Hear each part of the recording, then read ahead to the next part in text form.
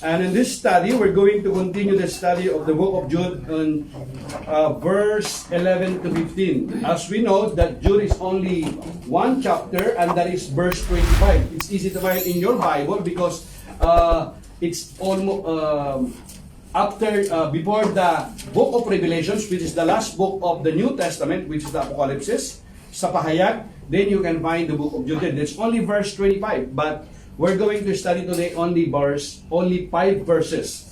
And in this study, as we know that Jude did not plan to write the book of Jude. Actually, he intended to write an epistles about our common salvation. Yan yung gusto niya talaga, na naipangaral na, na-share na ng mga apostoles ng Panginoon. However, as he started to write his letter, his thoughts were interrupted and he felt compelled by the Holy Spirit, by the Spirit to change his focus and talk about the faith. He was driven to write about the body of truth, which was once for all delivered to the saints but had become twisted and perverted by false teachers. He was deeply concerned about the apostate teachers and heretical doctrines that were increasingly infiltrating the church, and his deep desire was to impress on his readers the importance of contending for the faith. Yan ay noon, nagkalat na ng mga bulaang mga teacher, mga false teachers. Hanggang ngayon, marami pong mga nalilinlang, naliligaw sa pananampalataya nila dahil hindi po nila alam ang katotohanan ng salita ng Diyos.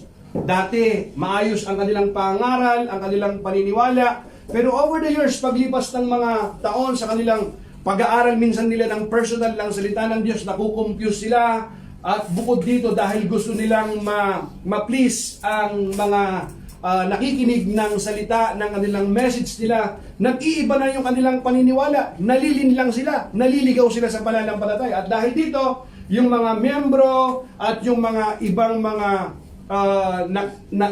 nakikinig noon sa kanila at nagiging loyal doon sa ministro o sa pastors, at dahil dito, pati sila ay nalilinlang, naliligaw na ng pananampalataya dahil hindi po pinag-aralan ang salita ng Diyos. So, alam niyo ba mga kapatid, I don't have even an inch to condemn anyone here, pero mahalaga po sa atin mga kapatid na pag-aralan po natin ang salita ng Diyos dahil nagkalat po noon hanggang ngayon kahit po sa social media ang mga false teachers, mga false prophet. E paano pag hindi po natin alam? Imbis dalhin tayo sa langit, ang mangyari pa, isasama pa tayo doon sa apoy ng impyerno. Nakakalungkot. Yan po ang katotohanan mga kapatid. At ngayon, ang akin pong layunin, sa abot po ng aking mga kaya, basahin ko po yung salita ng Diyos at ibahagi ko po sa inyo upang sa ganon, hindi po tayo malinlang, hindi po tayo maligaw sa ating pong pananampalataya. Alam niyo po ang sabi ni Jude, sa verse 1, sabi niya, "Woe to them!" Exclamation point. "They have taken the way of Cain. They have rushed for profit into Balaam's error. They have been destroyed in Korah's rebellion." Sabi niya dito, kakilakilabot. Ibig ba si kakilakilabot? Kakilakilabot. Woe to them! Sabi niya, kakilakilabot ang sasapitin nila. Sino yun? Kakilakilabot ang sasapitin nila sapagkat sumunod sila sa halimbawa ni Cain. Tulad ni Balaam, hindi sila nag-atubiling gumawa ng kamalian dahil lamang sa salapi. Nagimagsik sila tulad ni Korah, kaya't sila'y namatay ding katulad niya. So mayroon dito makikita natin 3 examples na isinulat ni Jude na ito ay mga naisulat doon sa lumang tipan. Some of them are farmer. Alam ko natin si Cain ay isang farmer. Some of them ay si Balaam na isang propeta, and some of them ay isang leader, si Korah. So alam niyo po, ang mga false teachers, hindi po lamang yan sa pulpito. Yung iba nasa pulpito, yung iba nasa palace, yung iba nasa ordinaryong bahay, pamamayan. Kahit nasaan, matasagpuan natin yan. E paano ngayon kapag ito, alam natin, nung isinulat ito ni Jude, ini-expect niya na yung mga readers na iintindihan nila, na uunawaan nila yung kwento patungkol kay Cain. Kay Cain, kay Balaam, tsaka kay Korah. E pag hindi natin alam yung salita ng Diyos, sino ba yung mga to? Pero huwag po kayong mag-alala, pag-aaralan po natin ngayon. Amen? Amen. Let us pray. Every head bow and eye closed. Father, we thank you that your word, they are life and spirit. As I'm going to share your word today to your people, use your servant an instrument only. Give me honest conviction through your speech so that I may preach your word with power, with boldness, without compromise. To bring glory and honor to your name alone, in Jesus' name. Amen. Amen. Palapakan po natin ang Panginoon. Kakilakilabot. Notice the word. Woe to them. Kakilakilabot ang sasapitin nila. Bakit? Sapagkat sumunod sila sa halimbawa ni Cain, tulad ni Balaam, hindi sila nag-atubiling gumawa ng kamalian dahil lamang sa salapi. E ba dahil sa pera? Sa pera. E ba sa salapi? Salapi. Di ba? At hindi lamang yon, naghimagsik silang tulad ni Korah, kaya't sila namatay ding katulad niya. Tingnan niyo po, sabi ng Biblia, kakilakilabot ang sasapitin nila. Ito mga kapatid, we know, in this story, in this verse, Jude brings 3 indictments against the false teachers. Number 1, they were following Cain's example. Number 2, like Balaam, they had chosen prophet about integrity. And like Korah, they had rebelled against God. Cain was the first human being born naturally. Naturally, ha? To his parents, Adam and Eve. We know, nung likain ng Panginoon si Adan ay sa magitan ng alabok. Nang hiningahan ng Diyos, ang tao si Adan, saka nagkaroon ng buhay. Sabi ng Biblia, when God breathed into his nostrils, then the man became a living being. Saka pa lamang nagkaroon ng buhay. And then, pinatulong niya ng mahimbing sapagkat nakita niya lahat, nilikha ng Panginoon, nilagay niya ang lahat ng bagay sa kanyang, sa hardin ng halamanan, nilagay niya ang tao doon kompleto. At ang sabi ng Diyos, it is good, it is good, it is good. Pero nung makita niya si Adan nag-iisa, it is not good to a man to be alone. At dahil dito, pinatulog niya ng mahimbing, dito nag-umpisa yung unang surgery, sabi ng Biblia. At sa magitan ng kanyang tadyang, lumikha siya ng babae at nung makita ni Adan ito, sabi niya, wow, this is my bone of my bone, flesh of my flesh, I will call her woman kasi galing siya sa akin. And then, nagkaroon sila ng anak. We know na si Cain yung kanyang naging anak at si Abel. Okay? To his parents, Adam and Eve, who were the first human being created by God.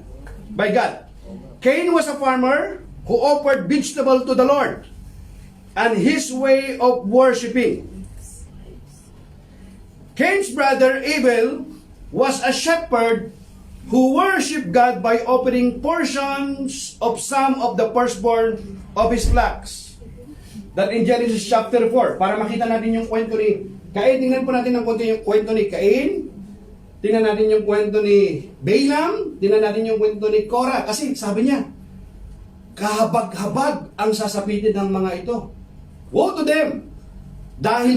Because they follow the example of Cain, Balaam, and Korah. So tingnan natin yung kwento nito.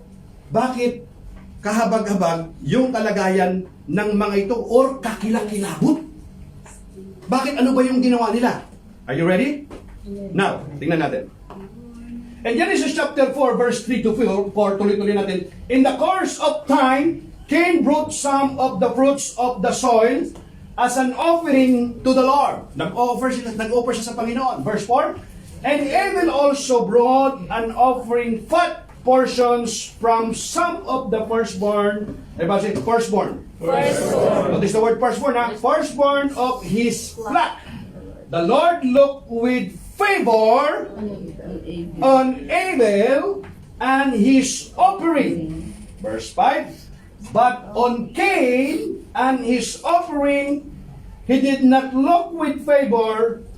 So Cain was very angry. Everybody say, very angry. Very angry. And his face was downcast. Basahin ko nga sa Tagalog. Yes, yeah, tingnan natin. Sa araw, naghandog si Cain sa Panginoon ng galing sa ani niya. Si Abel naman ay kumuha ng isang panganay sa mga inalagaan niyang hayop. Kinatay ito at inihandog sa Diyos. Ang pinaka, notice the word, ang pinaka maganda or pinaka magandang bahagi. Diba sa pinaka magandang bahagi? Firstborn. Kaya anong nangyari? Natuwa ang Panginoon kaya kay Abel at sa handog nito. Natuwa daw ang Panginoon? Bakit siya natuwa? Pinili niya yung panganay, yung magandang bahagi. At yun ang kanyang inihandog. Okay? Ano naman ang ginawa ni... Pero hindi siya natuwa kay Cain. Tarangin natin yung video. Bakit, Lord? At sa handog nito, at dahil dito, sumimangot si Cain at labis ang kanyang galit. Tignan mo yung katabi mo kung nakasimangot. Ito nyo mga kapatid. Pareho sila nag-offer? Yes or no? Yes. Pareho sila nag-offer. Correct? Yes. Pareho sila naghandog. Pero natuwa ang Diyos kay Abel, kay Cain hindi. Sino mas mahirap kaya ang trabaho nung panahon na yon? Sabi ng iba, mas mahirap ang trabaho ng ng shepherd. Mas mahirap yung farmer. Alam natin, yung ground ay curse. Bubungkalin yan. Siguro alam ng iba na talagang mahirap din ang trabaho ng pastol. Di naman ako pastol, di naman ako farmer. Pero tanungin nyo, mas mahirap talaga ang trabaho ng farmer. Kasi nga, curse yung ground. Bubungkalin mo, i-cultivate mo, tataniman mo, alagaan mo. Pero ang in-offer niya, yung mga, alam natin, hindi yung mga unang bunga. In-offer niya, kung ano yung siguro yung mga reject na. Okay? At dahil dito, nagalit, hindi natuwa ang Diyos kay Cain. Correct? Amen. The Lord accepted Abel's offering, which was a blood sacrifice offered in faith.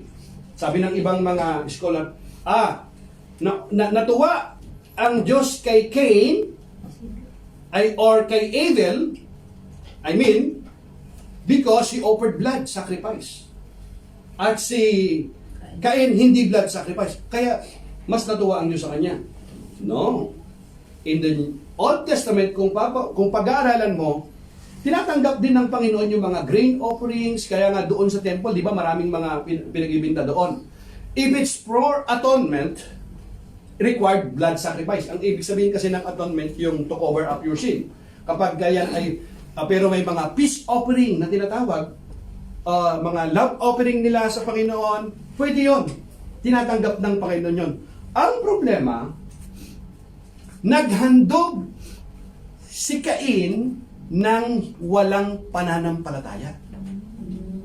Si Abel naghandog siyang may pananampalataya. Kaya nalugod sa kanya ang Diyos. Amen? Amen. Pero kung kasi kung may pananampalataya ginawa yun ni Cain, pipiliin niya yung mabuting handog. Kung ina-acknowledge siya talaga na galing sa Diyos ang lahat. Pero dahil dito, nagselos siya sa kanyang kapatid. At ano pong ginawa niya? Pinatay niya ang kanyang kapatid. Think about it. In fact, we can read that in the book of Hebrews in the New Testament. Kita mo, from the Genesis, ilang thousand years ang pagitan. Tapos in the book of Hebrews, the New Testament, sabi niya, by faith. Correct? Everybody say, by faith. By faith. By faith, Abel brought God a better offering than Cain. Amen? So by faith, Abel brought God a better offering than Cain did. By faith, he was commended as righteous when God spoke well of his offerings. And by faith, Abel still speaks even though he is dead. Kita mo? Wala na itong taong ito, Patay na yung taong ito, pero yung ginawa niyang pananampalataya, hindi nakakalimutan. Hallelujah. Yung pananampalatayang at kabutihang ginagawa mo sa Panginoon, mawala ka man sa mundong ito, kahit kailan, hindi malilimot ng Panginoon niya. Yan yung legacy na maiiwan mo sa iyong mga mahal sa buhay na hindi malilimot. Yung kayamanan, yung hektarya-hektaryang lupa na yan, iwaldas lang yan na pinag-iwanan mo, mawala na eh. Mabilis mawala eh. Pero, ang isang tao na ang kanyang iiwan ay yung mabuting pananampalataya, halimbawa, na paglilingkod sa Panginoon, kailanman hindi malilimutan. Hallelujah. Tanong mo siya yung katabi, ano yung gusto mong maalala sa iyo? Nag-iisip ka lang yan. Sabi sa Tagalog, basahin natin, sabi niya, dahil sa pananampalataya, nag-alay si Abel ng mas mabuting handog kaysa Cain. At dahil sa pananampalataya niya, itinuring siyang matuwid ng Diyos. Hindi dahil sa kanyang ginawa, dahil sa kanyang pananampalataya. Amen? Maliwanag yan, ha? Itinuring siyang matuwid ng Diyos dahil tinanggap ng Diyos ang handog niya. Kaya kahit patay na si Abel, may itinuturo pa rin siya sa atin sa pamamagitan ng pananampalataya niya. Palapakan natin ang Panginoon. Kaya, mga kapatid, hindi lahat ng pagsamba, hindi lahat ng paghahandog, tinatanggap ng Diyos. May pagsamba na hindi tinatanggap ng Diyos. May paglilingkod na hindi tinatanggap ng Diyos. May paghahandog na hindi tinatanggap ng Diyos. God, sabi ng John, is still looking, God is searching, God is looking for a man who worship Him in spirit and in truth. Ang hinahanap ng Diyos ay sumasamba sa Kanya sa espiritu at katotohanan. Kapag ang pagsamba ay pakunyari, pag ang pagsamba ay hindi totoong pananampalataya sa Panginoon, hindi malulubod ang Diyos. Tama ba yun? Amen? Following Cain's example, the false teachers despised Jesus' blood sacrifice and devised their own corrupt worship. Furthermore, Jude's connection to Cain implies some level of jealousy. Sabi niya, hindi yan. Bakit kung totoong Diyos yan? Bakit kailangan mayroong blood sacrifice? Hindi yan. Hindi ganyan ang teaching ni Jesus. Hindi ganyan. Ito yung mga false teacher. Kasi ang gusto nilang imply, it's about love, it's about grace, no judgmental, everything is okay, ang Diyos ay mabuti, ang Diyos ay pag-ibig, kaya mag-church lang kayo dyan, kahit ano ang iyong ginawa, pagka ikaw ay sumamba sa Panginoon, pag namatay ka, sa langit ang punta mo, welcome dito sa church, walang judgmental dito, hindi katulad ng ibang church, may mga judgmental sila dyan, welcome kayo rito. Yan ang gustong-gustong marinig ng mga tao. Puno yung church. Hindi nila ituturo ang repentance, hindi nila ituturo ang Diyos ay hustisya. Kaya, ito yung, ganun na lamang yung kanyang hinaing ni Jude na isulat ito. Gusto ko sana kayong ma-encourage yung mga naisulat na patungkol sa kaligtasan. Pero ang dami yung may mga kasamahan kayo na nangliligalig sa inyo Tingnan mo yung mga example ng mga ito. Following Cain's example, the false teachers despise Jesus' blood sacrifice and devise their own corrupt worship. Furthermore, Jude's connection to Cain implies some level of jealousy. Just as Cain was jealous of Abel, even so the false teachers were jealous of those who obeyed the Lord and they hated genuine believers. It's true that God is love. God is full of grace. Totoo naman yun full of mercy. Mabuti yun mga kapatid. Pero kapag ang tao, hindi siya magsisi sa kanyang kasalanan, hindi siya magkaroon ng pusong nagsisisi, hindi siya tatanggapin ng Panginoon. Amen. Pero kahit anong buhay mo, anong nakaraan mo, kung ikaw ay lalapit sa Panginoon nang may pusong nagsisisi, tatanggapin ka ng Panginoon. Ganun ang kanyang biyaya. Amen. Pero kung iyong aral mo, sasabihin mo, kahit anong gawin mo, nandiyan ka lang, pag namatay ka, sa langit ang punta mo. Saan scripture yun? Wala po sa Biblia yun, mga kapatid. Kaya sabi ng 1 John, chapter 3, verse 12, do not be like Cain, who belonged to the, ano? Who belonged to the evil one, and murdered his brother. And why did he murder him? Because his own action were evil and his brothers were righteous. Ito, sapagkat masama ang kanyang mga gawa at ang mga gawa ng kanyang kapatid ay matuwid. Kaya wag nating tularan si Cain na galing sa kanya na masama at malupit niyang pinatay ang kanyang kapatid. Nag-umpisa lang sa alin? Sa pagsiselos lang. Bakit ikaw mas binibless ka ni Lord? Bakit ako hindi? Nag-umpisa lang sa ganun. Nag-umpisa lang yan. Bakit na-promote ka? Na-increasean ka? Ako hindi. Mas masipag ako sa'yo. Sisiraan mo ngayon yung tao. I-dismiss mo yung tao ngayon. Madidepress ngayon yung tao. Magkakaroon siya ng anxiety. Magkakasabit siya ngayon. Wala kang kamalay-malay. Kaya nagkaroon siya ng matinding sakit. Nag-umpisa lang yun sa maliit mong inggit.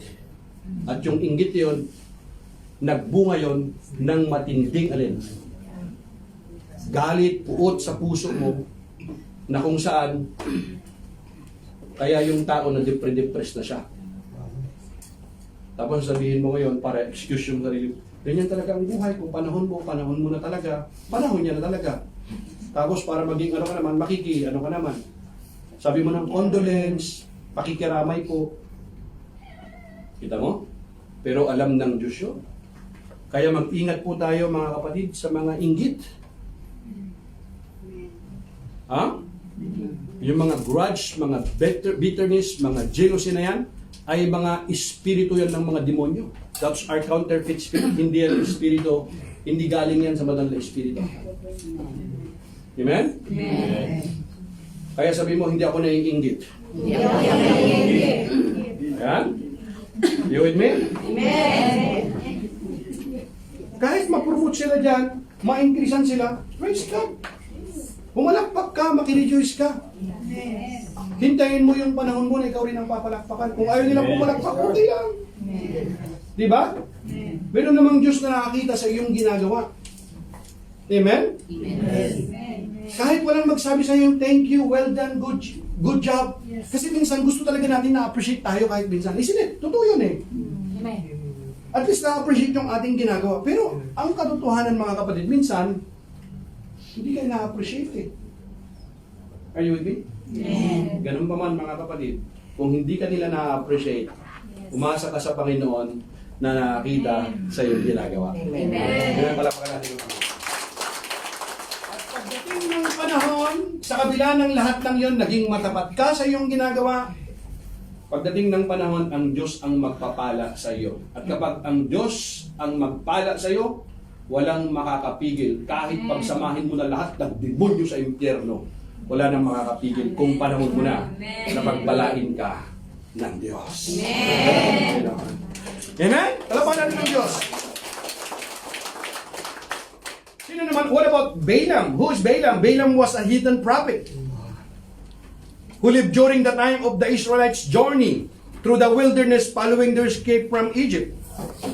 Balak, king of Moab, offered rewards to Balaam if he would curse the Israelites. That's in the story that in Numbers chapter 22, until 25. Kasama po yan sa 5 books of Moses, which is yung Genesis, Exodus, Leviticus, Numbers, Deuteronomy. That's in book of Numbers. So, in book of Numbers 22, makikita natin yung kwento po dyan. Balaam refused to curse them. But he persuaded Balak to corrupt them by getting them to marry the pagan Moabite women. Ano mong ginawa niya? Sabi niya, pumunta ka rito. Kasi bibigyan kita ng maganda ng reward. Ang gawin mo, mag-pronounce ka ng curses, ng sumpain mo ang mga Israelites. Kasi kalaban niya eh. King of Moab ito eh. Pumunta naman siya. Alam mo si Balaam, if you want to know the story about Balaam, you will remember, easy to remember, the talking donkey. Pero that's the kwento, di ba? Nagsalita na yung donkey, huwag kang inaharangan na siya, pero wala eh. Gusto niya yung gusto niya yung reward eh. So pumunta siya. Ang kwento niya, pumunta siya. Nung magpo-pronounce na siya ng curses, ang lumabas sa kanyang bibig, blessing. Sabi ng king ng Moab, pinapunta kita dito para i-curse. Pero ang ginagawa mo, binibless mo naman. Sabi niya pagka binubuka ko yung bibig ko, i-curse ko sila, blessing yung lumalabas eh. Sabi niya, i-reward pa naman sana kita ng mas marami. Kaya lang, inumpisahan niya ulit. Magpo-pronounce siya uli, instead of curses, blessing na naman. Sabi nung, wala na. Sabi nung king. Sabi gano'n, pinapunta kita rito, pinatawag kita rito, kasi ibigyan ka ng maraming reward. Pero wala, sabi niya, kahit bigyan mo ko ng maraming pera, wala, hindi ko kayang i-curse ang blessed ni Lord. So ito, yung panahon na yun, hindi sumuko itong si King Balak. Si Balak nito, ang ginawa niya, itong time na to, napakaraming mga gold, mga mga mas marami na. So itong kasi compromising itong propeta na ito, gusto niya talaga. Wala na siyang magawa. Every time na i-curse niya, lumabas ang bibig niya na mga masama, i-curse niya, sumpain niya, ang lumalabas blessing. Sabi niya, wala na akong magagawa. Sabi niya, wala na akong magagawa. Kahit anong gawin ko, ang gustong i-bless ni Lord, hindi ko kaya. Pero, meron akong advice sa iyo. Kasi gusto niya yung reward yung pera eh.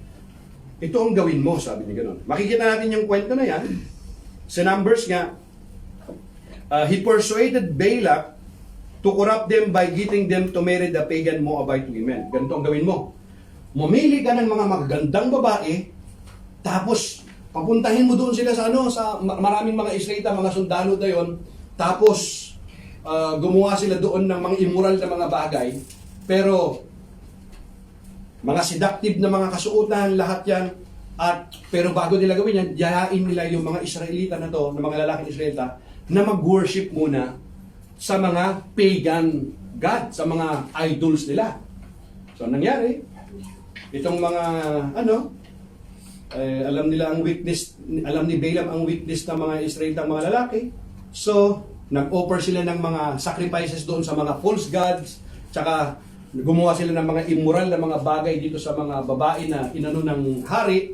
Ngayon, anong nangyari? More than 20,000 ngayon ang namatay. Bakit?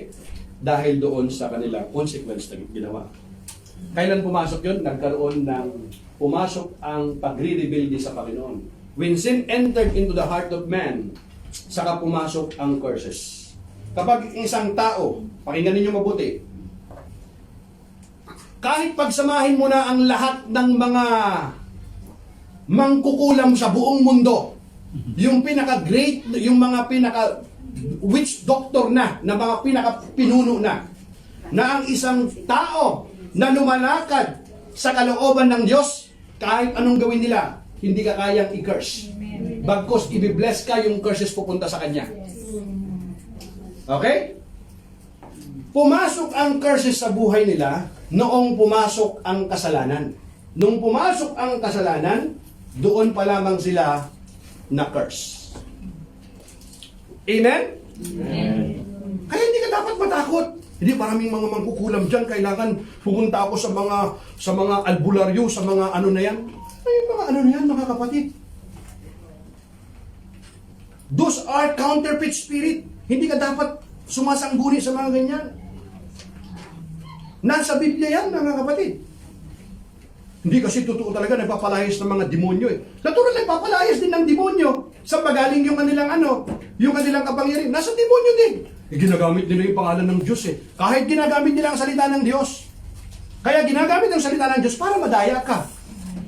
Pero paano natin malalaman na hindi galing ito sa banal na espiritu? Ang bunga kasi ng banal na espiritu mabuti.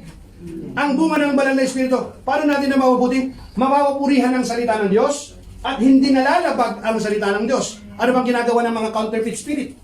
Nilalabag yung salita ng Diyos. Kanino kapangyarihan yun? Sabihin mo sa Diyos? Natural, hindi. Hindi sa Espiritu Santo. Sa Espiritu ng demonyo. Hindi natin alam kasi ginagamit nila yung salita ng Diyos. Are you with me? Amen. Are you with me? Amen. Kaya alam niyo po ang nangyari mga kapatid. Kaya noong pumasok yung kasalanan, kaya pa lamang sila na-curse. Pero noong hindi pumasok, hindi sila nagre-rebelde sa Panginoon, kahit anong gawin nung propeta na ito, na gustong tumanggap na tinanggap yung pera, hindi niya ma-curse. Amen? Kaya sabi ni Jude, huwag niyong tularan ito dahil sa pera. Yan, dami ngayon, alam natin. Iniwan niyo kanilang pananampalataya dahil sa pera. Dahil sa comfort na may bibigay. Are you with me? At sabi ng Biblia, kakilakilabot ang kahihinatnan ng mga taong ito. Nakakalungkot dahil mayroon pong mga ganyang mga tao. Sabi ng iba, hindi, ako rin dati din ako Kristiyano. Anong ibig sabihin mo dati kang Kristiyano? Kala niya lang dati siyang Kristiyano, yung pala hindi niya naiintindihan ang ibig sabihin talaga ng Kristiyano. Ano ibig pang sabihin? What do you mean by Christian? Yung salitang Christ nga, I am nothing without Christ. Christian means you act like Christ. Christ-likeness, nakikita si Kristo sa iyong buhay. Amen? Amen. Yun ang tunay na Kristiyano, na pananampalataya. Jude accuses the false teachers of rushing for profit into Balaam's error. They valued financial gain more highly than God's will and led their followers into immorality.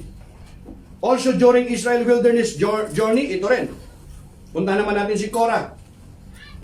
And his followers rebelled against Moses' authority and thereby refused to accept God's authority since God had appointed Moses as Israel leader in Numbers chapter 16. Korah also presumed to take upon himself a priestly role, but God appointed only Aaron to the position of Israel high priest. Consequently, God destroyed those rebels. Paano siya na-destroy? Sabi ganun, bakit sino bang nagsabi sa iyo, Moses, na ikaw lang ang Diyos lang ba nangungusap sa iyo? Actually, itong si Korah kasi nasa Levites din siya eh. Mayroon na siyang ministry. Naglilid na rin siya, leader na rin siya eh. Pero ang gusto niya, yung position ni Moses. Kung ang gusto ng palitan ng Diyos si Moses, pwede namang anytime pwede namang gawin ng Diyos eh.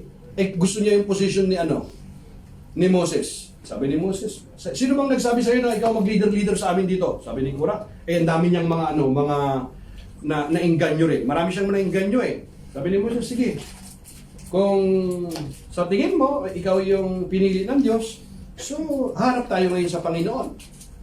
Mayroong parang sensor ng incense ngayon. Ngayon, kung sino pipiliin ng Diyos, pag binasa mo yung Biblia in the book of Numbers, sabi ng Panginoon kay Moses, Moses, tumabi ka. Tumabi ka ha? Ayan, tumabi ka lang. Alam niyo ang nangyayari sa Biblia? Yung lupa, bumuka yung lupa, lahat sila na mga sumunod kay Korah, nahulog doon. Hindi lamang yun. Nagpababa pa ng apoy ang Panginoon. Natupok silang lahat. Bakit? Sa pagre-rebuild kanino? Sa tunay na lingkod ng Diyos. Be careful. Yes! Pag binigyan ka ng tungkulin ng Panginoon, gawin mo yung lahat ng makakaya mo ng buong puso nang may pasasalamat yun. At pagpupuri sa Panginoon. Pero yung posisyon na hindi pinagkaloob sa iyo ng Panginoon, sabi nga nila, maghulis dili ka. Yan naman nangyari? Itong mga false teacher na ito, sinasabi kasi nila sa mga apostoles, mali yung mga aral ng mga apostoles ni Kristo. Dapat ganito yung mga aral na yan. So nagmamarunong sila. Yun ang nakita ni John. Ha? Kaya yun yung gano'n na lamang. Sabi niya, tinan yung mga example ng mga ito. Kasi, ina-assume niya na alam nila yung kwento na nangyari na yun. Huwag niyong tutularan. Naghimagsik ang mga to eh. Gusto niyo ba na matulad kayo sa mga ganito? So the false teacher rejected the authority of Scripture and of those whom God appointed to teach it. Ngayon, nag-iimbento na yung mga iba eh. Wala yan, yung Old Testament kasi. Hindi yan, hindi inspired yan. Mga Yahwism yan. Delikado yan. Pag may narinig kayo ng mga ganyan, mga kapatid, umalis kayo dyan, delikado. Delikado yan. Sinasabi ko to ng may atas ng pag-ibig. Hindi tayo judgmental, with love and respect mga kapatid, pero delikado yun. Those are blasphemous. Ito yung Diyos na lumakha ng langit at lupa, nagbigay ng buhay sa iyo. Tapos blasphemous yung sasabihin mo? Isa. Pagdating ng panahon, yung mga ganon, sila ay magsusulit sa Panginoon. Nawa, habang maaga pa, magbalik loob sila at magsisi. Kasi kung hindi, alam natin ang kakahinatnan po nila. Their destruction was so certain that Jude used the past tense to describe it. Hindi ko sinasabi ito Pinabasa natin ito. Sabi ito ng scripture at mangyayari po yan mga kapatid. In verse 11, Jude begins his indictment of the false teachers by pronouncing, woe to them, kakilakilabot. He anticipates the terrible fate of the false teachers under God's judgment. Even one of the major prophets in Israel, Isaiah, the prophet is Isaiah also pronounced, woe upon those who had turned away from the Lord and His truth. He declared in Isaiah chapter 50 verse 20 to 21.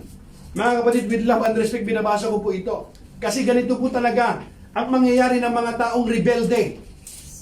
Rebelde sa salita ng Diyos, ayaw sumunod sa kalooban ng Diyos, ayaw tanggapin ang Biblia na salita ng Diyos.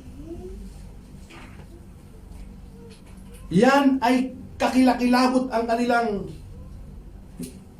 kahihinatnan, sabi ng Biblia. Simula sa lumang tipan hanggang sa bagong tipan, hindi mo nagkulang ang Diyos ng pagpapaalala sa kanila. Tignan mo sabi niya, woe to those who call evil good and good evil, who put darkness for light and light for darkness, who put bitter for sweet and sweet for bitter. Woe to those who are wise in their own eyes and clever in their own sight. Notice the word in own eyes, in own sight. Nag-iimbento ka ng sariling Diyos mo sa iyong isipan. Kung ano yung, which one is suit to you, then that is your God. Kasi ang Diyos mo ay ganito, pipiliin mo lang. Selective na ngayon. Sabi sa Tagalog, tinan mo Pinabasa ko kapatid Binabasa ko ulit. Sabi niya, nakakaawa kayong mga nagsasabi na ang masama ay mabuti at ang mabuti ay masama. Ang kadiliman ay sinasabi ninyong liwanag at ang liwanag ay sinasabi ninyong kadiliman. Ang mapait ay sinasabi ninyong matamis at ang matamis ay sinasabi ninyong mabait.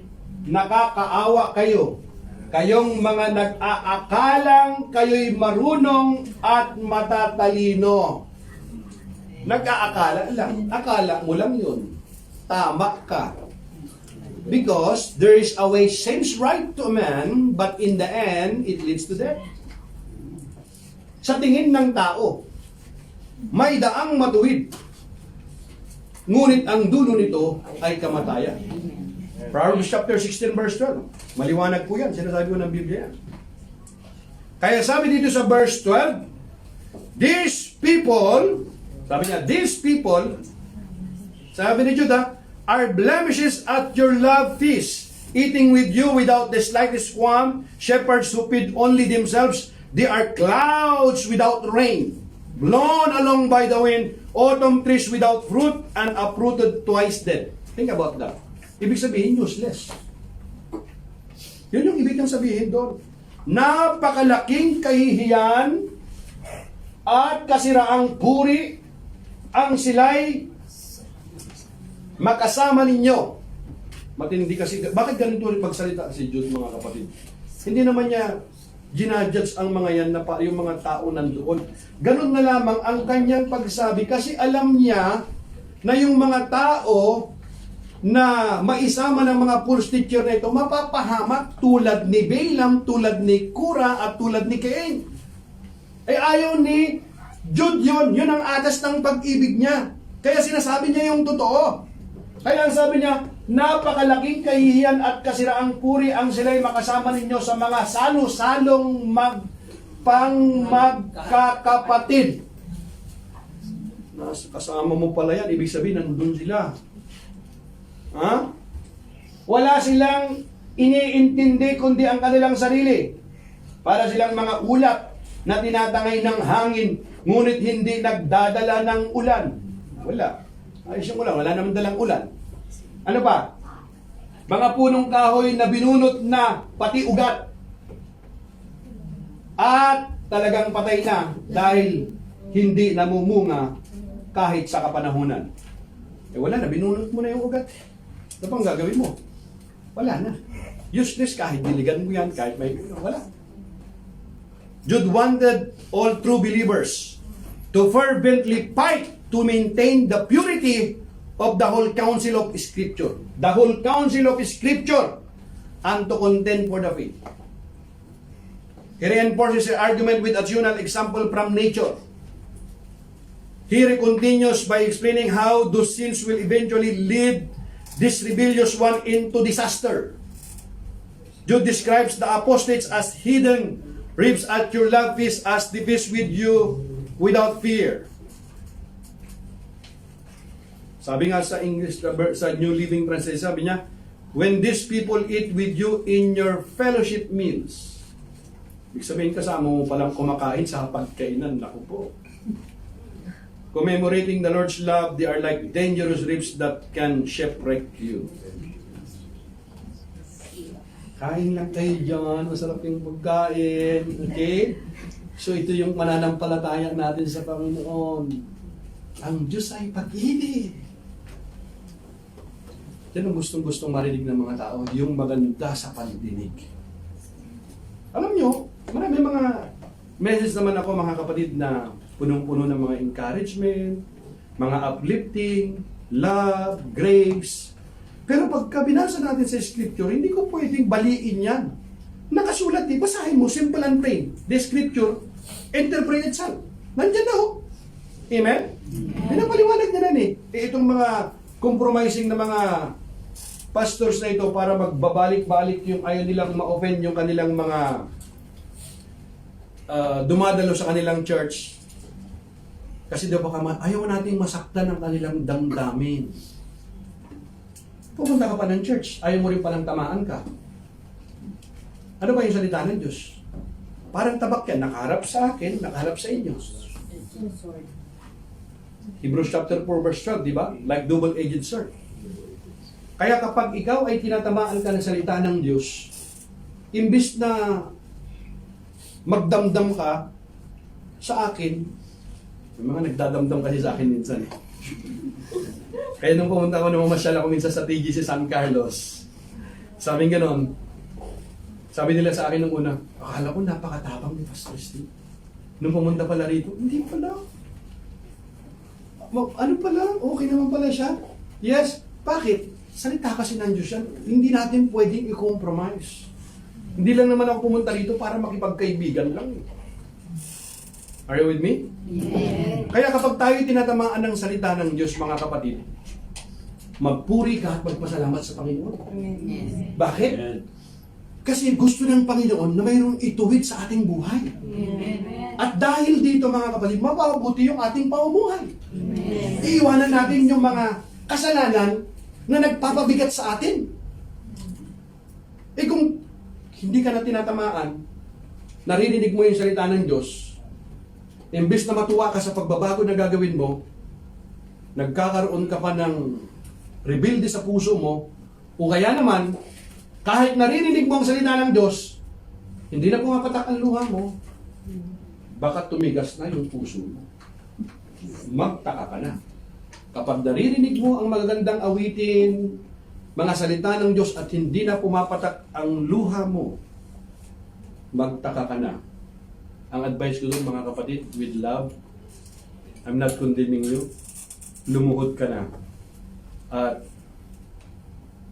tanungin mo ang sarili mo at humingi ka sa Panginoon ng may pusong nagsisisi. Habang maaga pa. Kasi kapag nahuli na ang lahat, kahit kugustuhin mo, baka hindi na dumating. Pakinggan ninyo mga kapatid. Repentance is not up to you. It's up to God. Hindi ko ang pagsisisi, hindi kung kailan mo gusto. Kung kailan ka hinihipo ng Panginoon. Amen. Sabi ng iba kasi, hindi pa eh. Di pa ko handa eh. Saka na lang. Ba, saka na lang? Ayos ah. You can promise tomorrow? Sigurado? Di pa kasi ako handa eh, Panginoon eh. Di ko kasi kayang iwan pa. Eh paano? Kung yung bukas hindi na dumating. Are you with me? Amen. Whew. Praise the Lord. So the early church held feasts that celebrated the believers' mutual love. Probably the love feast was held before the communion service. Somehow the false teachers had mingled with the believers at the love feast. But they were stains on otherwise beautiful occasions. Yayain ka sa Bible study, yayain ka sa Alpha Course, pero pagkatapos nyo magkaroon ng Bible study, Brad, wala naman si Pastor Stelisa. Tagay-tagay muna tayo rito. Aha. Anong nangyari ngayon? Sige. Paminsan-minsan lang naman yan eh. Birbihira naman yan eh. Tinagay-tagay mo. Nalasing ka na ngayon. Kinaumagahan ngayon. Napag-alala, napagtanto mo ngayon. Sorry Lord ha. Sorry ka rin nun, sorry ha, hindi ko nakarin. Hindi mo kasi alam, yung pinuntahan mo, yung kasama mo doon, akala mo tunay na mananampalataya. Look at me mga kapatid. Hindi lahat ng pumapasok sa simbahan ay banal. At hindi lahat ng nakukulong ay may sala. Are you with me? Amen. Sa mo siya kasi, mag-ingat ka sa iyong sinasamahan. Lalo na kapag sinabing ganito lalo yung mga pabulong magsalita, ganito yon. Atin-atin na lang ito Huwag mo nang sasabihin. Nako mga kapatid, mag-ingat kayo dyan. Those are dangerous. Idadamay ka niyan. Idadamay ka niya sa kasalanan. Idadamay ka niyang ilubog. At nako mga kapatid, mag-ingat po tayo doon. Naranasan mo nang minsan, huwag mo nang uulitin. Are you with me? Amen. Woo!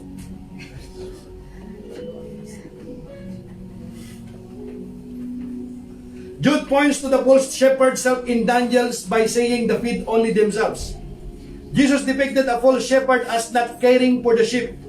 He says a false shepherd abandon the flock when the wolf approaches. Kasi kapag ka nandiyan ka na, iiwan ka naman nila Sasabihin sa'yo ikaw yan ginusto mo yan Pwede ka naman tumanggi kung gusto mo Hindi ka tumanggi. False teachers appear to be legitimate ministers. But this is only a disguise. They put on the role of ministers of light. Ministers of light, Pag nagsalita sila, hindi katulad ko. Lahat matatamis ang pananalita. Na alin?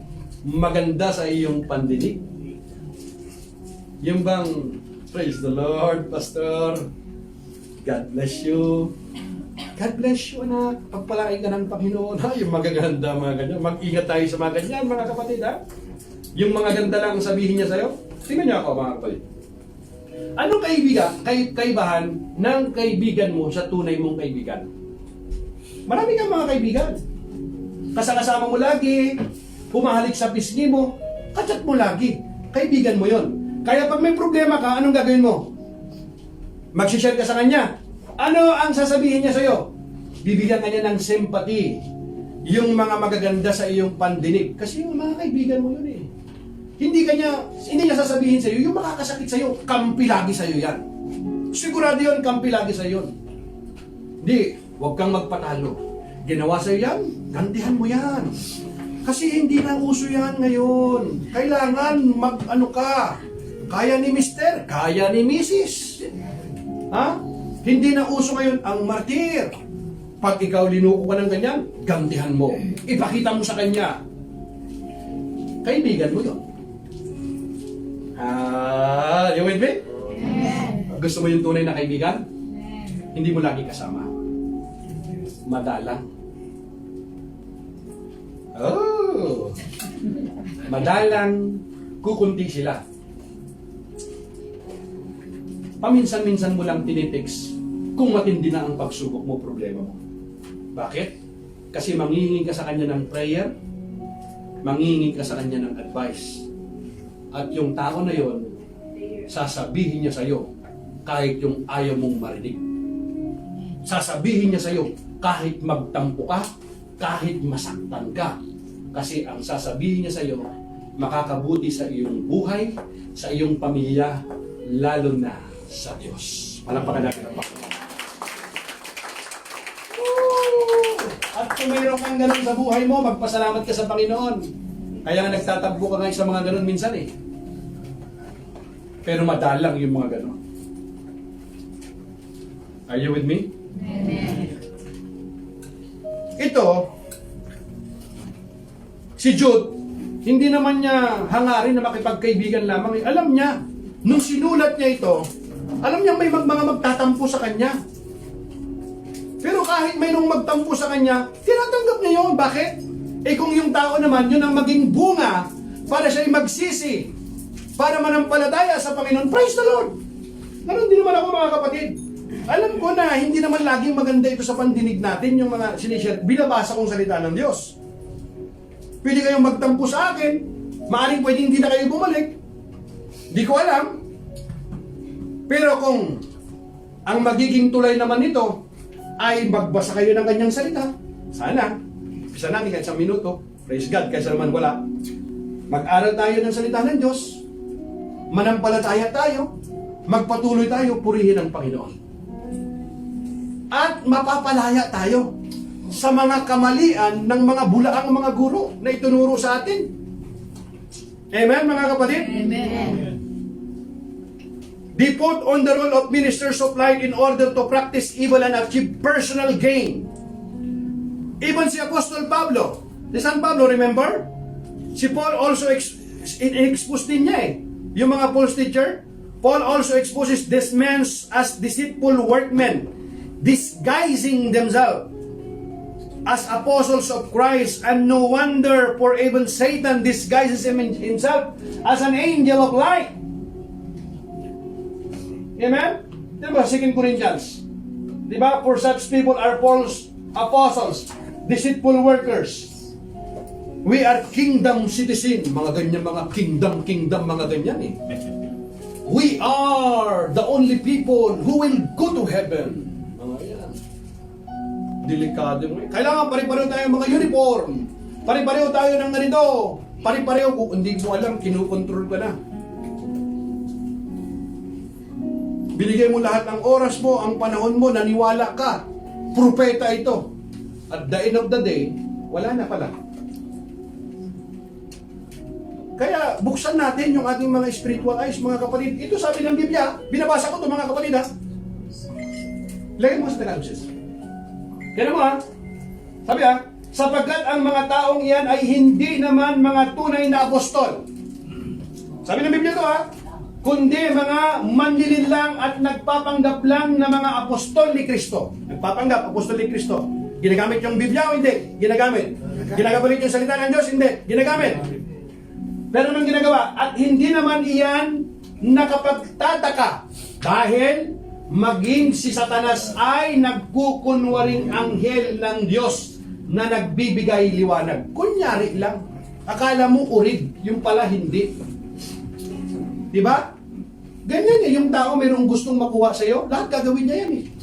Liligawan ka niya, at i-please niya lahat, you are beautiful, how are you, did you eat already, how's your mother, how's your father, pati lula mo tatanong niya, wala na, how's your grandmother, your eyes is very nice, I will pick you, I will drop you. Lahat gagawin niya. What do you want? Which color? Tanggap ka ng tanggap naman. Pagdating ng time, pag nakuha na ang gusto, don't go there, don't go there, go this, do this. Bakit? Hahawakan ka na ngayon sa liig. Pag nagsawa na, iwan ka na. Sumama sa kaibigan mo. Kasama mo kumakain. Alam mo yung katabi mo, may kilala kang ganon? Are you with me, mga kapatid? Sabi ng iba, nangyari nga sa akin yun. Nalumong ako. Totoo hindi, mga kapatid? Ganon din ang mga to. Yung mga bulaang mga apostol na ito, bulaang mga ministro, mga pastor na mga yan na tinatawag natin, ang dami na, mga kapatid, mag-ingat tayo. Sinasabi ko po ito, lahat na magaganda sa pandinig, gagawin nila. Jude further compares us, the false teachers, to wind-blown clouds that give no rain.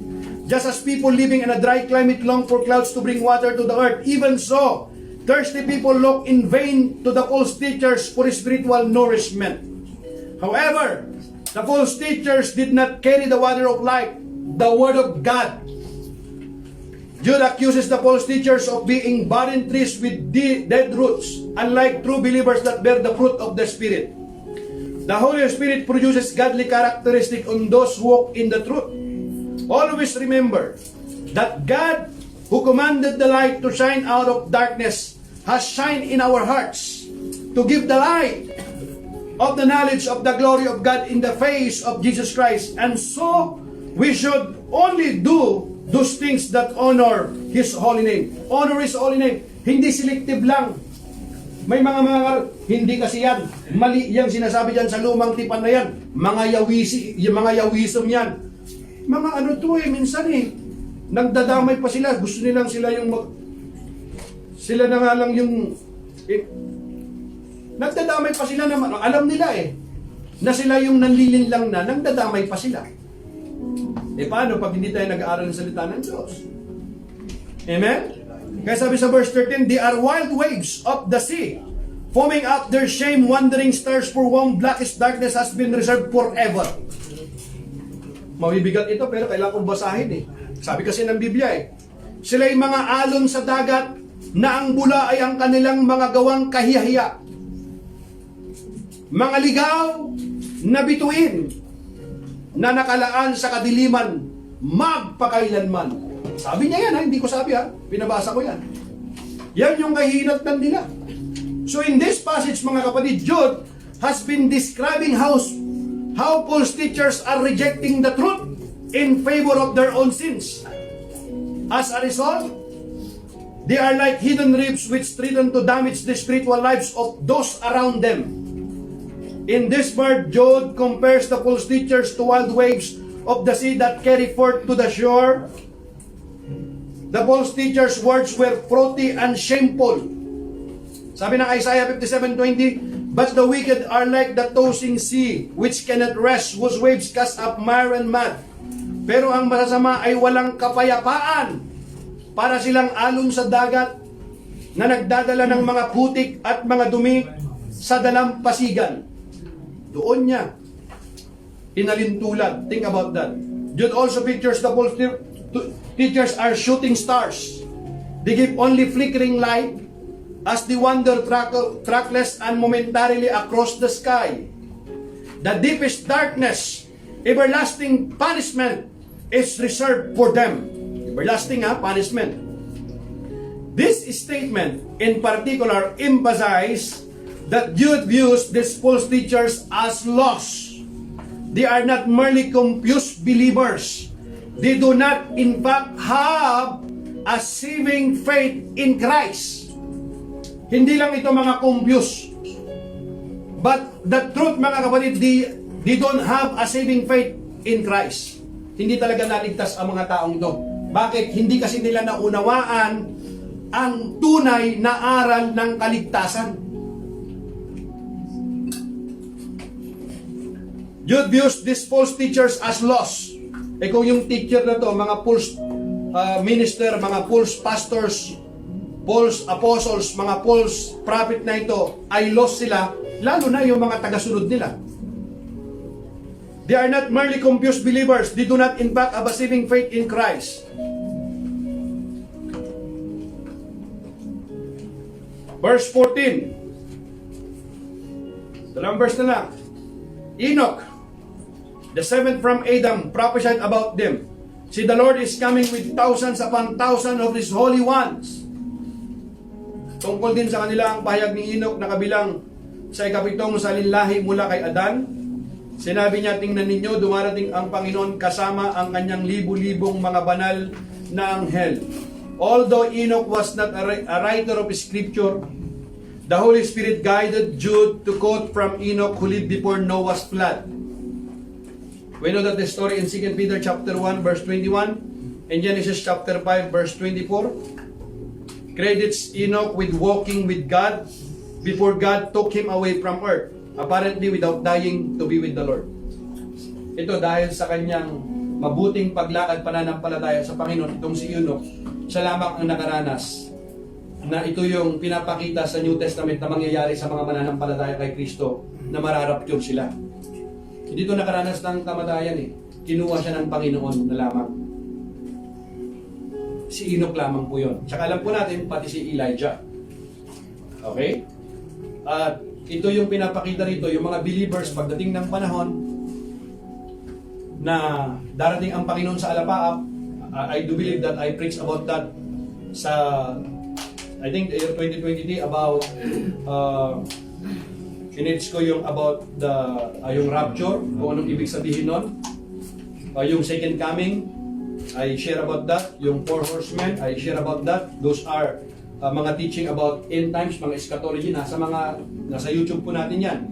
Na ang mga mananampalataya, na ikaw ay may tunay na mananampalataya, pagdating ng Panginoon sa alapaap, kukunin tayo ng Panginoon. Kapag ikaw hindi ka mananampalataya, maiiwan ka. Susunod ka ano ngayon? Sila ngayon yung magdaranas ng mga matitinding mga kapighatian at yung Antichrist ngayon ang mamumuno. Tatatakan ka ngayon ng 666.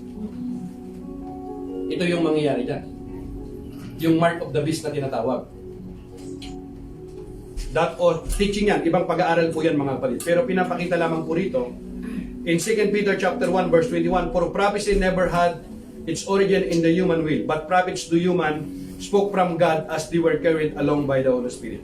Sapagkat hindi galing sa sarili nilang kalooban ang mga ipinangaral nila, kundi sa banal na Espiritu na nag-udyok sa kanila upang sabihin ang salita ng Diyos. Yan po ang ibig sabihin. Ang ibig sabihin ng propeta, yan yung pinakadila ng Diyos. Sasabihin nila, pinanapisahin nila eh. Yung pagdating ni Jesus Christ pa lamang mga kapatid, yung fulfillment ng prophecy ni Jesus, yung kanyang pagdating, napakaraming mga prophecy na na-fulfill ang lahat ng yun. Walang sablay. Those are miracle na mga kapatid. At yung kanya pong pagbabalik. Katotohanan po yun mga kapatid. So Enoch predictions is quoted in verse 14 and 15 as a prophecy that is yet to be fulfilled. Enoch predicted that the Lord will return to earth with a myriad kasi marami, of holy ones. This seems to refer to angels and raptured Christian. That's in Matthew chapter 25, in Colossians chapter 3. We don't have much time para puntahan po natin yan. Sabi dito in verse 31, when the Son of Man, tinutukoy po yan si Jesus. Son of Man is the messianic title po ni Jesus. Kaya nga capital S eh. Okay? Ibig sabihin po yan, Messiah. Anong ibig sabihin ng Messiah? Savior. Anong ibig sabihin ng Savior? Tagapagligtas. Tagalog. The Anointed One. Amen? Christ. Messiah, Hebrews. Christ sa English, nagmula sa salitang Greek na Christos, which is ibig sabihin, the Anointed One, tagapagligtas. Kaya, Jesus Christ. Jesus pangalan. Christ title, hindi apelyido. Amen? Christos, ibig sabihin, tagapagligtas. Son of Man, which is Jesus, come in His glory, and all the angels with Him, He will sit on His glorious throne. Ngayon yung mga mananampalataya, kukunin niya. Amen? Amen. Kasama tayo doon? Amen. Colossians 3 verse 4, when Christ, who is your life, appears, then you will also appear with Him in glory.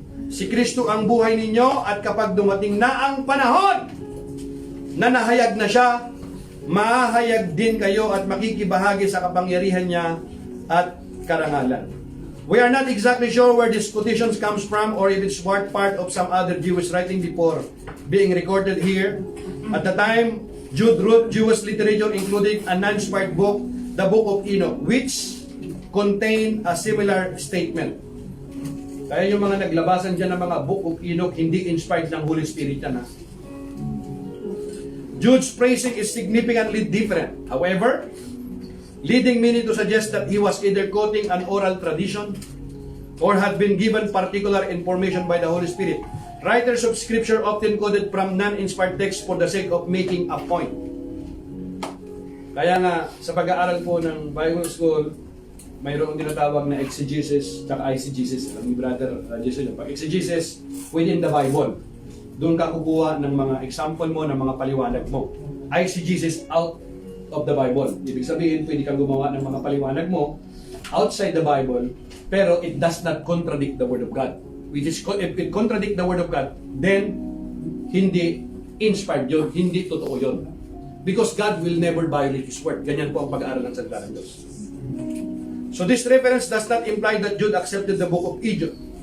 Does not imply that Jude accepted the book of Enoch as God's Word. Maliwanag na mga kapatid? Amen. Amen? Amen.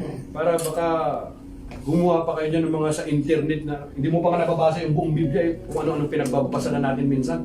Baka malinlang pa tayo. Basahin mo muna yung Biblia. May mga tao hinatulan na yung Biblia, hindi pa binabasa eh. Hindi. Gawa lang ng tao yan. Hindi naman Diyos ang gumawa niyan eh. Sinasabi ba natin na hindi gawa. Hindi ako maniwala dyan kasi tao lang gumawa eh. Minsan yung logic na yun dahil tao lang gumawa, parang hindi mo pananiwala. Sino gusto mong gumawa? Para kanino yan? Yung salita ng Diyos. Para sa atin, di ba? Love letter ito ng Panginoon. Manual ito ng buhay natin. Kaya gumamit siya ng mga tao. 66 books. Old Testament, 39 in the Old Testament, 27 in the New Testament with 40 authors, right? Libo-libong taon ang pagitan nun. Di sila nag-usap, di sila nagkita. Some of them, di sila nagkita, di sila nag-usap. Pero, nagkakatugma yung sinasabi nila. Fulfillment ng prophecy. Some of them are teachers, some of them are prophet, some of them are kings, some of them are fishermen, some of them are tax collector, some of them are ordinary people na mga nagsulat ng Bible. Inspired po yun. Binigay ng Diyos sa mga tao yun, kinasihan ng Espiritu Santo kasi para sa iyo, para sa akin. Alam niya, ibigay niya sa unggoy. Gusto mo unggoy magsulat? Kanina ibibigay. Magsusulat ba yun? Yung isusulat niya yun? Tao lang gumawa, ayaw kong maniwala. Huwag ka na mag-cellphone, tao gumawa niyan eh. Ba't ka tumatawag? Huwag ka manood ng TV, tao gumawa niyan. Huwag ka manood ng TV, tao gumawa eh. Huwag ka na sumakay ng eroplano, huwag kang sumakay, tao gumawa niyan. Are you with me? Yung logic na yun minsan, hindi, to see is to believe. To see is to believe. Nakikita mo utak mo? Bakit naniniwala ka, nag-iisip ka? Minsan yung mga logic na yun, to see is to believe.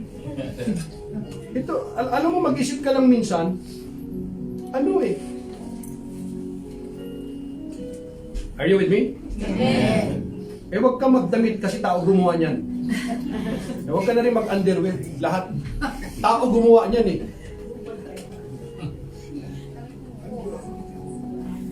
Examinin natin, i-test natin, dadaanin sa test, kung napupurihan ba ang Diyos?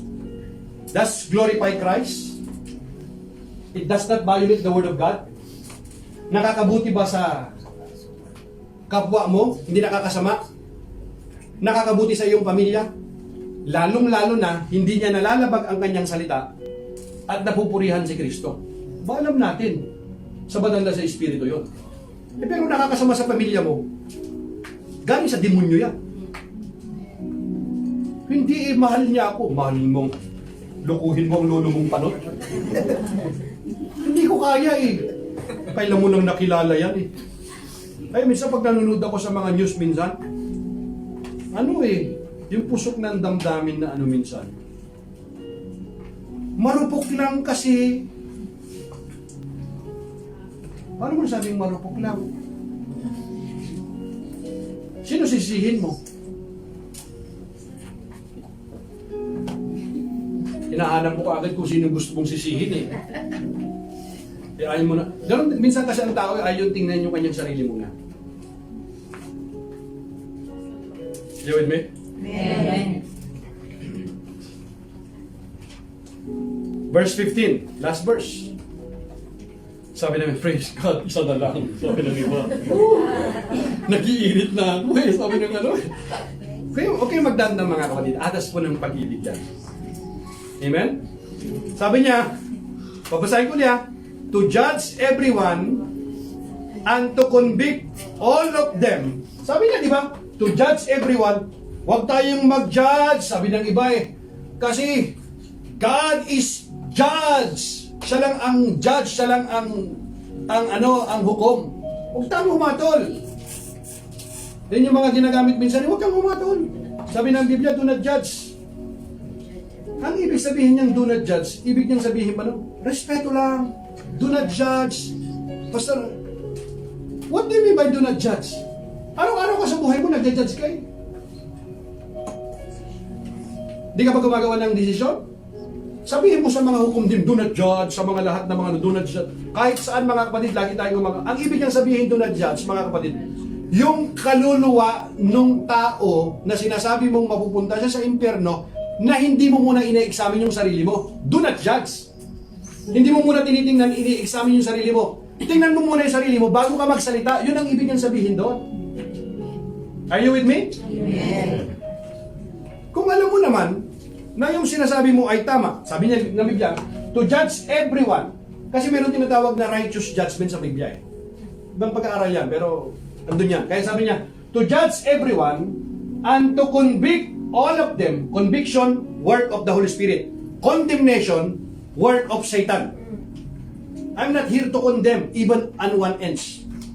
Sabi ng Biblia, to judge everyone and to convict all of them of all the ungodly acts they have committed in their ungodliness, and of all the defiant words ungodly sinners have spoken against Him. Sa Tagalog, upang hatulan ang lahat, paparusahan niya ang lahat ng ayaw kumilala sa Diyos. Tama o mali? Paparusahan ba ng Diyos o hindi? O, bakit sabi? Hindi, God is love, God is full of grace.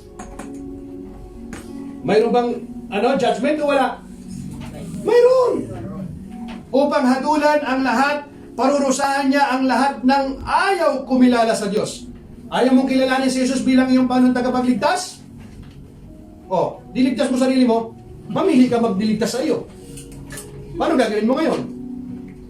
Without the shedding of blood, there is no forgiveness of sins.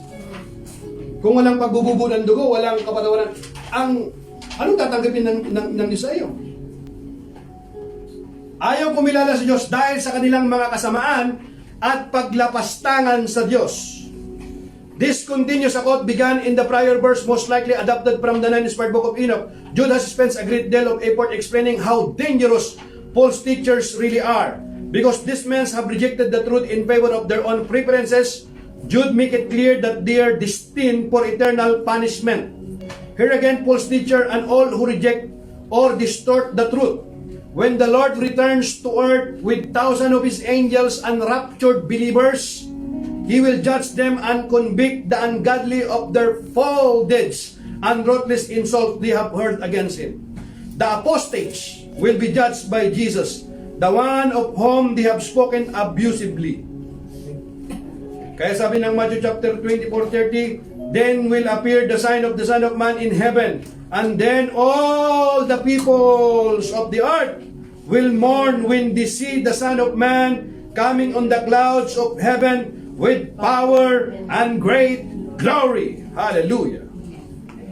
2 Thessalonians chapter 2 verse 1 to 10. They will be punished with everlasting destruction and shut out from the presence of the Lord and from the glory of His might. On the day He comes to be glorified in His holy people and to be marveled at among all those who have believed. This includes you because you believe our testimony to you. Sabi sa Thessalonian Tagalog, parurusahan sila ng walang hanggang paghihirap at pagkawalay sa Panginoon. Sino yun? Yung mga false teacher, yung ayaw kumilala sa Panginoon. Sabi ng Biblia, at hindi na nila makikita pa ang dakila niyang kapangyarihan. Mangyayari ito sa araw ng pagbabalik niya at papupurihan at pararangalan siya ng mga pinabanal niya na walang iba kundi ang lahat ng sumasampalataya sa Kanya, kabilang kayo rito. Yun. Hallelujah. Gusto ni Diyos na maligtas sila.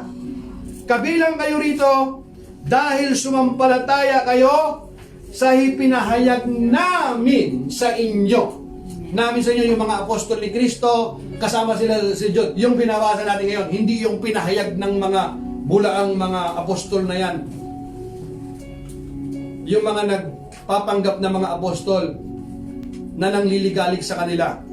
Kaya mga kapatid, let us hold fast to the word of truth, knowing that we are living in perilous times and our only confidence and help lies in Jesus Christ, our blessed hope. In Jesus' name. Amen. Palakpakan natin ang Panginoon.